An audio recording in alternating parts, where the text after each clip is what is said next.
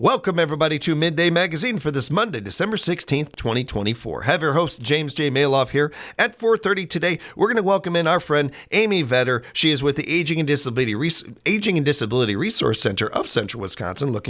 Forward to talking with Amy in just a little bit. Right now, we have with us on our hotline, Halei Heinzel. She is our 77th Alice in Dairyland. Halei, how you doing? Wonderful. Thank you so much for having me today. Halei, it is always a joy for us to talk to our Alice in Dairyland. We have such a blast with this one over the years and the topics we get to talk about, while also highlighting so many of the great things that Wisconsin have to offer. And this time of year, what better time than to talk about Wisconsin butter?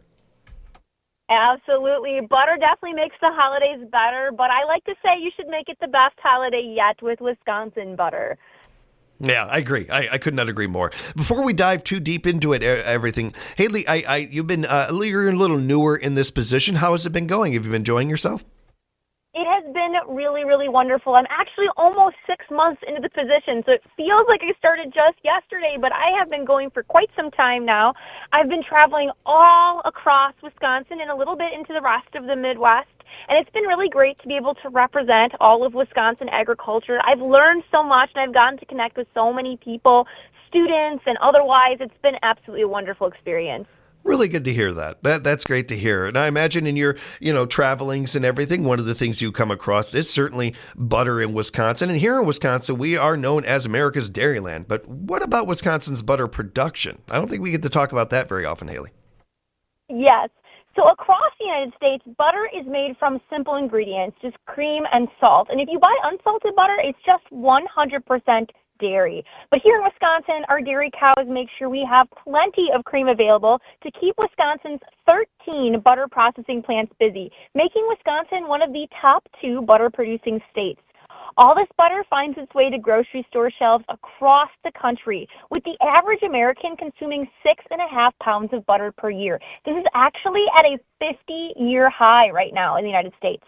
Butter contributes to Wisconsin's $52.8 billion dairy industry and supports Wisconsin's dairy farmers and their families, of which 99% of dairy farms are family-owned. Sorry, Halei, I was just buying stock in butter real quick. Like, wow, that's some really interesting numbers that I don't think a lot of us have heard before. Thank you for bringing that to us. That's really interesting. How are you using Wisconsin butter this year? My new favorite way as Alice to use butter has been compound butters. These are a great way to elevate your next gathering and use up herbs, cheese, and more that you have in your pantry or your refrigerator. There are so many different flavor profiles to explore with compound butters at home. Whether you enjoy cranberries and spice, pear and blue cheese, or any other combinations of toppings, they are easily customizable to what you and your family like to eat. The recipe I have today is a zesty lemon and dill Havarti butter. I've been really enjoying it this holiday season. That sounds really good. Some ingredients. It is. It's really, really good. Some of the ingredients include softened butter, Ross dill Havarti cheese, lemon zest, fresh dill, a little salt and pepper to taste, and warm bread or dinner rolls to put the butter on. Any brand of Wisconsin dill Havarti cheese can be substituted for the cheese in this recipe if you can't find the Ross stuff in the grocery store. And you can serve this cheesy butter with seafood, dotted on top of potatoes, stirred into steamed veggies or cooked pasta. The possibilities are truly endless. When it comes to using this too, we want to remind you that these recipes and more you can find at AliceInDairyland.com, AliceInDairyland.com. We'll get that information out again before we wrap up. Now, what is the best way to buy Wisconsin this holiday season and get that real Wisconsin butter? When you're shopping for all of your holiday dairy essentials, make sure to look for the Proudly Wisconsin Dairy Badge or the number 55 on packaging to identify genuine Wisconsin dairy products. Buying local is a great way to help contribute to our local economy and support Wisconsin's farmers and small businesses. You can find great Wisconsin butter recipes and more butter tips at wisconsincheese.com/butter, or like you said, you can head to the Alice in Dairyland website at AliceInDairyland.com. Another really exciting thing I have going on right now on the Alice in Dairyland social media channels, I'm actually doing a 12-day video series featuring tons of great dairy recipes. Some of them absolutely have butter as the star of the show, but all of them have great Wisconsin dairy products in them. Been keeping up on that. It's great and some great stuff and interesting stuff too. It's not your everyday recipes on there. It's really nice. Yes, some of them are definitely out of the box, and they've been really great to try. I actually made all those videos on my Thanksgiving break. My family really enjoyed getting to try all of these different ways to explore Wisconsin dairy. I've even tried baking cookies with some cheese. You'd be surprised. They're very, very delicious. All of those butters are really wonderful. We had a great butter board that had like 4 or 5 different varieties of those compound butters. They were great for those mashed potatoes or steak or whatever you're eating with your holiday meals. So it's a great option if you're looking to add some more Wisconsin dairy to your plate this holiday season. And Haley, I've been fortunate to get to work with, I think, the past 4 Alice's, and each one of you guys, one of the things that stands out so wonderfully to me is the so much going into this topic, and then so many different things that you discover about whether it's agriculture or Wisconsin in general that you get to share with us. We really appreciate, especially just loving information in general. And there's some other stuff that has come up throughout this with this topic, like how much what it takes for real butter to be considered real butter and stuff like that. Yes, it definitely has to be just that cream and salt, and that is actually a rule that was set in place by Congress several years ago, and that was just a really important way to regulate butter, and it has to be cream from dairy cows. So that's an important thing to look out for. That's a little bit different from margarine. So butter has that 100% dairy in it, which is really wonderful. It actually takes 21 pounds or almost 2.5 gallons of milk to make just 1 pound of butter. So it's a great way to use up a lot of fluid milk as well. And if no one's tried it, making butter at home is actually super easy. You just have to use heavy whipping cream. You do need something that has a little bit of a higher fat content in it. So whole milk that you're going to buy in the grocery store has about 3% fat, and you're going to want something like heavy whipping cream, which has about 40% fat, which is much higher. And then you put it in a jar and you just shake it. It takes maybe 20 minutes of shaking it. It's a great activity for the kids to pass around while you're watching holiday movies. And at the end, you end up with a beautiful ball of butter that's about 80% fat.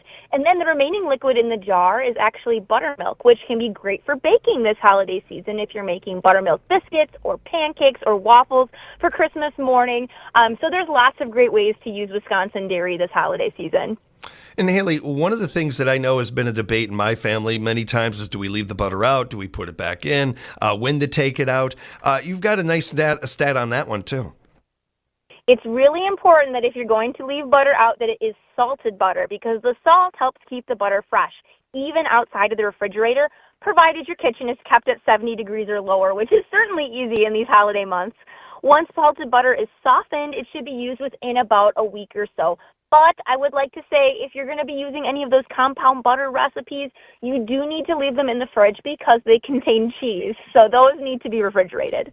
It's a great note. And as far as taking the butter out of the fridge, 30, 60 minutes, about a half an hour beforehand gives you that smooth kind of feel to it, right? Absolutely, and it'll be ready to go at any meal you need it for. If you are looking to keep your butter fresh for much longer past the holiday season, if you overbuy on accident, you can also freeze the butter in original packaging inside resealable bags. Salted butter can freeze for up to a year, so it'll be ready to go next Christmas, or you can freeze unsalted for about 4 months.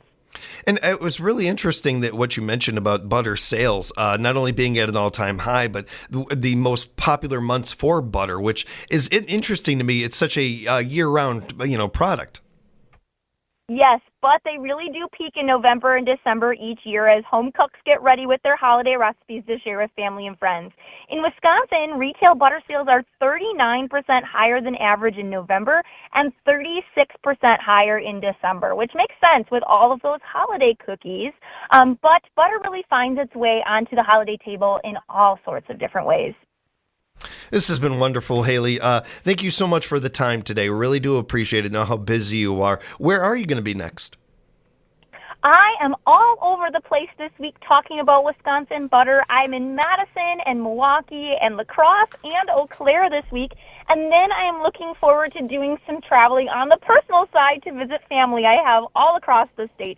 So I'll be bouncing back and forth between Oconomowoc and La Crosse and Eau Claire throughout the holiday season to visit my own family. And then after that, heading into the new year, I'm actually really excited. We are opening applications for the 78th Alice in Dairyland. Those will be opening on January 2nd.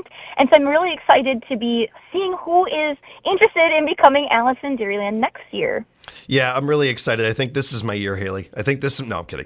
We encourage you to check that out, and looking forward to seeing all the contestants and everything. And wishing you safe travels throughout this holiday season and throughout all your travels, Haley. And thank you so much for joining us. You and yours have a great set of holidays and a happy New Year. You too. Thank you so much. And Haley, if people want to find out more information, how can they reach you? How can they find out more? The best way to reach me is at the Alice in Dairyland website at aliceinDairyland.com. Stay tuned. There will be a lot more information there about applying to become Alice if that's something you're interested in. Otherwise, if you want me to come visit an event or classroom, there's some great forms on there to fill out. Otherwise, if you want to stay up on the day-to-day of what I'm up to, you can head to Facebook and Instagram at Alice in Dairyland. I'm posting all the time. Thanks for the time, Haley. You take care. You as well. Thank you. We'll have more Midday Magazine coming up right here. And all week long here, we're going to be having some great guests joining us on Midday Magazine. Be sure to be with us from 4 to 5 all week long. Tomorrow on Tuesday, we have the Wisconsin Rapids Parks and Recs Department. Dawn's going to be joining us. In part 2, we're going to hang out with Terry Johns from the United Way. On Wednesday, Wisconsin Rapids Mayor Matt Zacher will be joining us along with our friends from Wisconsin Rapids Community Media, and we'll spend part 2 with the Wisconsin Rapids Family Center. Thursday, we're going to visit Rome with Jillian and have some fun with that. And our friends from UW Extension, Laura Huber, 4-H program coordinator, are going to be with us in part 2. And then we wrap up the week on Friday at 4 o'clock in part 1 with Wisconsin State Senator Patrick Testin. And in part 2, we're talking Wisconsin Rapids Public Schools with Ron Rasmussen. All week long, join us 4 to 5 right here on Midday Magazine.